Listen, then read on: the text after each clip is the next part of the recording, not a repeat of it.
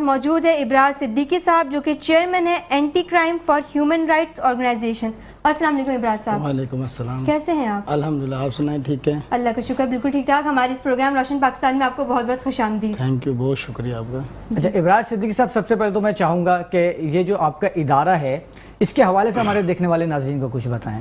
دیکھیں، سب سے ہمارا ادارہ اینٹی کرائم ہیومن رائٹس کے حوالے سے ہے، اور جو انسانی حقوق ہے اسی میں سب سے زیادہ کرائم ہو رہا ہے۔ یعنی اگر میرا حق نہیں ملے گا تو میں کرائم کروں گا، یا کسی کا بھی حق تلفی ہوگی تو اس میں کرائم ضرور جنم لے گا۔ تو ہماری کوشش یہ ہے کہ جن لوگوں کے جو حقوق ہے، جیسے بھی آپ نے بچوں کے حقوق کے بارے میں بات کی، تو یہ بھی ایک بہت بڑا جو ہے نا سوچنے کا المیہ ہے کہ والدین بچوں کے حقوق اور بچے والدین کے حقوق پورے نہیں کر پا رہے ہیں۔ جی بالکل ایسا نہیں ہے کہ والدین، جبکہ والدین تپتی دھوپ میں ہر طرح سے پریشانی اٹھا کر بچوں کو بڑا کرتے ہیں۔ جیسے ہماری میڈم نے بھی ایک بات کی شادی کے حوالے سے، بالکل پوچھنا حق ہے، اس میں نو ڈاؤٹ کہ نہ پوچھا جائے، لیکن جب اولاد اپنے فیصلے خود کرنے لگ جائے تو والدین بولنے پر مجبور ہوتے ہیں۔ جی ہاں بالکل۔ تو مین چیز یہ کہ اولاد کو بھی والدین کے حقوق کو دیکھنا چاہیے، اور والدین کو بھی اولاد کے حقوق کو دیکھنا چاہیے، جو کہ والدین نے جو ہے نا زندگی کا ایک وقت گزارا ہوتا ہے اچھے برے کا، ان کو پتہ ہوتا ہے، اور جب نئی نسل جب جوان ہوتی ہے تو اس کو اتنا ایکسپیرینس نہیں ہوتا، وہ اپنے فیصلے جلد بازی میں کرتی ہے۔ جی ہاں۔ اور اکثر آپ نے دیکھا ہوگا کہ جو محبت کی شادیاں وہ اکثریت میں ناکام ہیں، ناکام ہوتی ہیں، کیونکہ وہ جو وقت دیتا ہے نا شادی سے پہلے، وہ چاہتی ہے وقت وہی دونوں یہ چاہتے ہیں وہی وقت ہمیں بعد میں ملے، تو جو کہ ملتا نہیں ہے، اس کے بعد جھگڑے شروع ہوتے ہیں، سال میں وہ علیحدگی کر لیتے ہیں۔ تو والدین کے ساتھ جو رضامندی کے ساتھ جو شادیاں کی جاتی ہیں وہ پھر بھی کامیاب ہو جاتی ہیں۔ تو حقوق کی جہاں تک بات ہے، تو جب تک ہم سب ایک دوسرے کے حقوق کو نہیں دیکھیں گے ہم کامیاب نہیں ہو سکیں گے۔ بالکل، بہت خوبصورت بات کہی آپ نے۔ اچھا، میں آپ سے پوچھنا چاہوں گی کہ آپ بتائیں کہ آپ کی آرگنائزیشن کب سے کام کر رہی ہے اور کس طرح یہ آپ کا سفر شروع ہوا تھا؟ یہ ہم نے 2007 سے شروع کیا، لیکن 2010 میں ہم نے رجسٹریشن کی، کیونکہ سب سے بڑا ہمارے ساتھ المیہ یہ تھے، جو ہمارا یہ اسٹارٹ کرنے کا وقت تھا کہ ہم نے دیکھا کہ کسی بھی کام کو بغیر رشوت دیے نہیں ہو رہا تھا، اور ہمارا سلوگن بھی رشوت اور بدعنوانی کے خلاف سرگرم عمل۔ تو ہم نے جب اس کو دیکھا کہ کوئی بھی کام ہمارا بغیر رشوت کے نہیں ہو رہا، تو ہم نے ایک آرگنائزیشن ترتیب دی جس کے اندر ہم نے یہ تمام چیزوں کو مد نظر رکھا کہ ہم نے کام کو کیسے لے کے چلنا ہے۔ اس میں ہم نے حقوق کو سب سے پہلے ترجیح دی کہ جو بنیادی حقوق ہے، مثال کے طور آپ دیکھیں کراچی کے اندر جتنے فٹ پاتھ جو بنیادی حقوق ہے عوام کے چلنے کی، اس پہ سب کے اوپر پتھارے لگا دیے گئے ہیں۔ کیا ہماری ادارے سو رہے ہیں؟ اور اس سے بڑا المیہ ہے کہ ان اداروں سے ہفتہ وار روزانہ کی بنیاد پر پیسے وصول کیے جا رہے ہیں۔ تو یہ حقوق ہے، یہ ہماری حق ہے۔ ہم نے سب سے پہلے سٹیپ یہاں سے لیا، پھر پورے کراچی میں زیبرا کراسنگ نہیں ہے، جو ہماری ایکسیڈنٹ جس کے اوپر ایکسیڈنٹ سب سے زیادہ ہوتے ہیں۔ جب عوام فٹ پاتھ پہ چلنے کی اس کی جگہ نہیں تو روڈ پہ چلے گی، جب روڈ پہ چلے گی تو آنے والی ٹریفک جو بھی ہے وہ اس کو ایکسیڈنٹ کرے گی۔ تو جو ہمارے بنیادی حقوق، ہماری شروع سے کوشش ہے کہ جو عوام کے بنیادی حقوق ہے وہ اس کو دلوائے جائے۔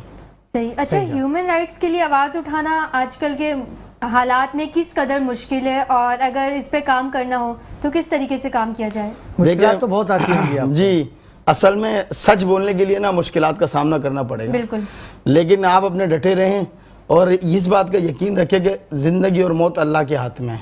بے شک۔ اگر آپ یہ سوچ کر سچ کو دبائیں گے یا سچ کو بولنے سے کترائیں گے کہ میری موت ہو جائے گی، تو موت تو ہونی ہے، وہ کسی کے ہاتھوں لکھی ہوئی تب بھی ہوگی، اور نہیں لکھی تو کوئی مار نہیں سکے گا۔ لہٰذا آپ اپنی جو مشن ہے، جو آپ کا کام ہے سچ بولنے کا، وہ آپ کرتے رہے۔ کہتے ہیں نا ابابیل، اس کو پتا تھا کہ میں ایک چونچ میں پانی لے کے جا رہا ہوں تو میں اس آگ کو نہیں بجھا سکتا، بالکل، لیکن اللہ نے اس کے عمل کو دیکھا نا، اس نے اپنا حصہ ڈالا، اپنا حصہ ڈالا۔ تو ہم سب کا ایک فرض ہے کہ ہم اپنا حصہ ڈالیں، باقی اللہ پر چھوڑ دیں۔ صحیح۔ اچھا، میں چاہوں گی کہ ہمارے دیکھنے والے ناظرین کو بتائیں کہ اب تک آپ کی آرگنائزیشن نے کیا کیا کام کر لیا ہے عوام کے لیے، کس کس طریقے سے کہا کون کون سے کام کیے ہیں؟ دیکھیں، اس وقت ہم نے تقریباً 2010 سے اب تک ہم نے رمضان میں راشن کا جو پروگرام ہے وہ ہم کرتے ہیں، تقریباً ہر سال 350 سے 400 لوگوں کو راشن تقسیم کیا جاتا ہے۔ اس کے علاوہ پھر لاک ڈاؤن آیا، لاک ڈاؤن میں مستقل بنیادوں پر ہم نے یہ پروگرام کیا۔ ابھی ہمارا گلشن حدید کے اندر جو ہے ایک اسکول چل رہا ہے جس میں 450 بچے جو ہے نا تعلیم حاصل کر رہے ہیں، جس میں کوئی فیس نہیں ہے، تمام چیزیں ان کو فری دی جا رہی ہیں۔ تو ہمارے گلشن حدید میں جو اس کو رن کر رہے ہیں کاشف امان صاحب رن کر رہے ہیں ان کو، اور وہ ہمارے وہاں کے ڈسٹرکٹ منیر کے پریزیڈنٹ بھی ہیں۔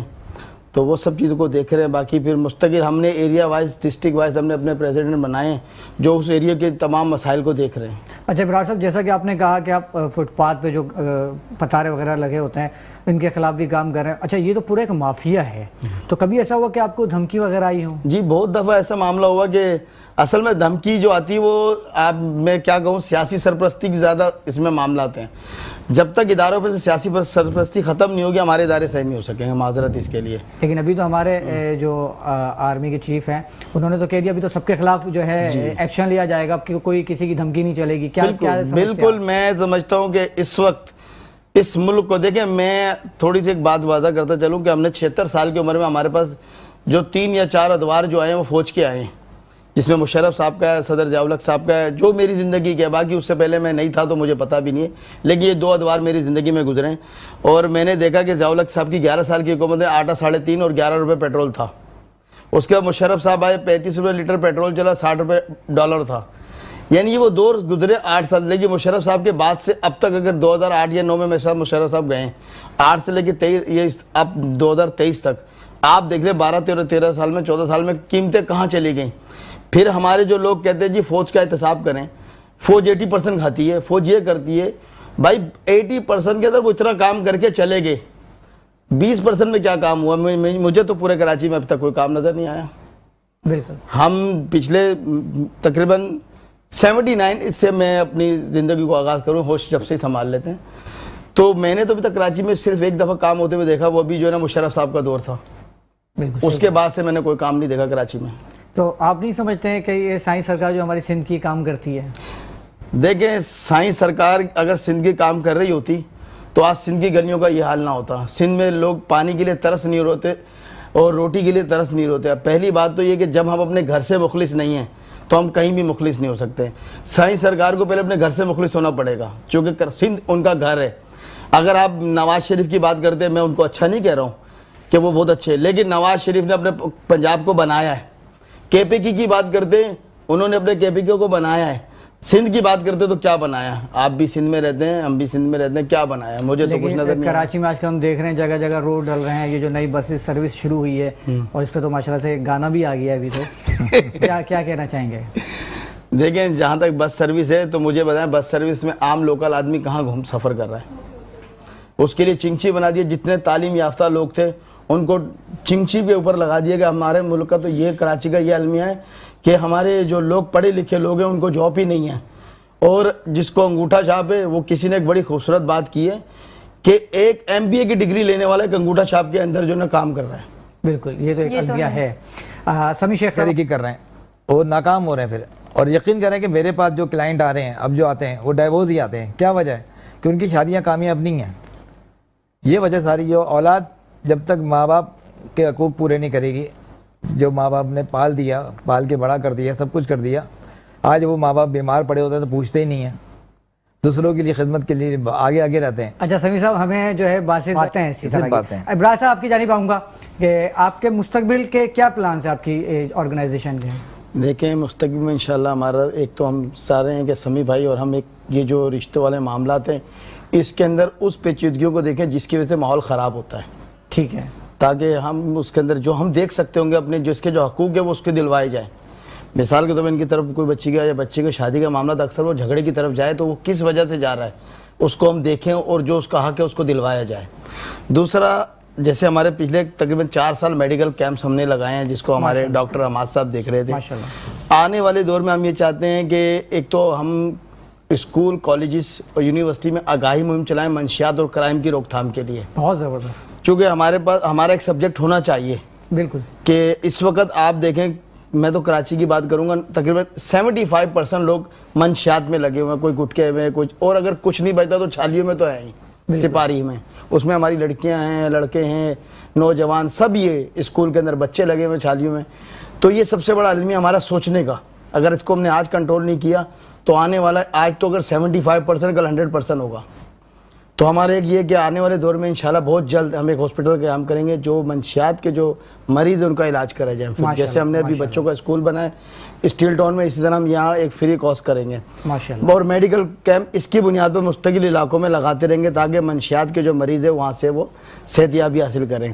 یہ ہمارا آگے کا پلان ہے انشاءاللہ تعالی. باقی ہمارے متعلقہ ادارے جو ہیں جس میں آئی جی سندھ صاحب ہو گئے اور جو اینٹی کرپشن ہمارے ساتھ کوآپریٹ کریں تاکہ ہم ان کرمنل لوگوں کو ہم ان کے ساتھ مل کے، ہم نشاندہی، ہم کوئی مخبری نہیں، ہم ان کے ساتھ مل کر ان لوگوں کی نشاندہی کر کے ان کے خلاف قانونی کارروائی کریں جو اس وقت ملک کے اندر نقصان پہنچا رہے، عوام کو نقصان پہنچا رہے ہیں. ٹھیک. اچھا، دیکھنے والے ناظرین کو یہ بھی بتاتا چلوں گا کہ اگر آپ اس کار خیر میں ابرار صدیقی صاحب کا ساتھ دینا چاہتے ہیں تو اسکرین پہ ابرار صدیقی صاحب کا بینک اکاؤنٹ نمبر بھی آپ کو نظر آ رہا ہوگا. آپ اس میں اپنے عطیات بھی دے سکتے ہیں اور ان کے ساتھ اس کار خیر میں اپنا حصہ ملا سکتے ہیں.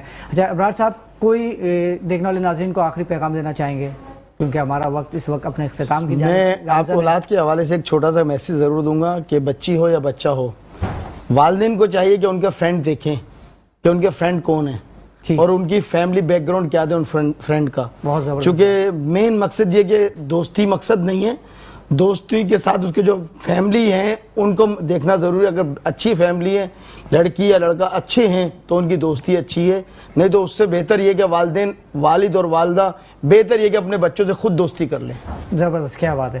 سمیع صاحب کوئی پیغام دینا چاہیں؟ اگلے پروگرام تک کے لیے مجھے نمرہ رائی کو اجازت دیجیے. السلام علیکم ورحمۃ اللہ وبرکاتہ.